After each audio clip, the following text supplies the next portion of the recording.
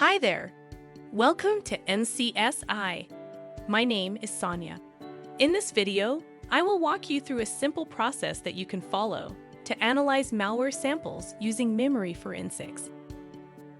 This process consists of three major phases: prepare, process, and analyze. I will walk you through the steps in each phase. In the preparation phase, the first step is to set up a virtual machine.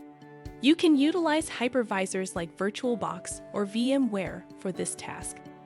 Ensure that you configure the virtual machine to remain in an isolated network. It is very important to protect the host computer from malicious software. I would also recommend taking a snapshot of your virtual machine. Once you complete the malware analysis, you can simply restore the snapshot to bring back the VM to a clean state. Once the virtual machine is set up, start some applications like Notepad or Calculator. Then acquire a memory dump of the VM before any malware has been executed on it. If you want to know what tools you can utilize to capture memory, follow along with our video on memory forensics tools. You can find the link to that video in the description box below. Then pick a malware sample of your choice and execute it on the VM. You can find numerous malware repositories online from which you can download samples. Some examples of malware repositories are the Zoo and Malware Bazaar. Now that the malware sample has been executed on the VM, you can proceed to acquire a memory dump again. This concludes the activities in the preparation phase. Next comes the processing phase. At this point, you have two memory dumps, one taken when the VM was in a clean state and the other taken when the VM was in an infected state. We will prepare the memory dumps for analysis using volatility. Once the hash value of the memory dumps have been taken, validate them using volatility. This involves identifying the machine profile that volatility can use for further processing. Volatility comes with many plugins to extract the active process listing, active network connections, loaded dynamic link libraries for each process, commands typed recently, etc. There are specially designed plugins to extract components of a malware from the memory dump. Utilize the plugins against both the memory dumps.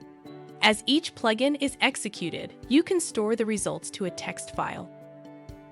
The most important phase comes next, the analysis phase. Now compare the results retrieved by volatility from the memory dumps. Consider the process listing, for example. In the process listing of the memory dump, taken from the clean VM, you would find entries for Notepad and Calculator applications. In the process listing of the infected machine's memory dump, additionally, you would find an entry for the malware. Some malware samples come with one file name. Upon execution in the process listing, the name shows up as something else. It is important to look out for factors like this. Once you identify memory artifacts specific to the malware sample you executed, the next step is to classify them as indicators of compromise, abbreviated as IOC.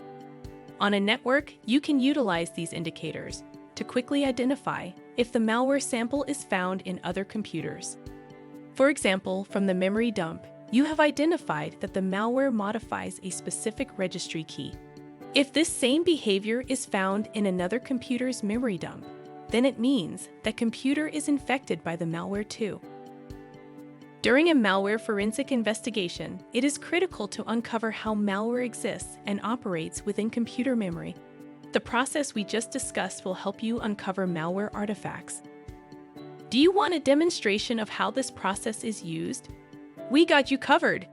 We have another video where we utilize this process to identify malware memory artifacts.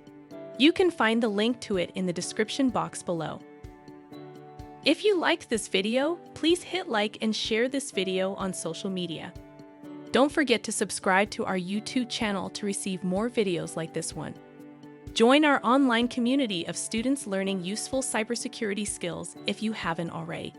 To register for a free account right away, go to our website. Happy learning and see you soon!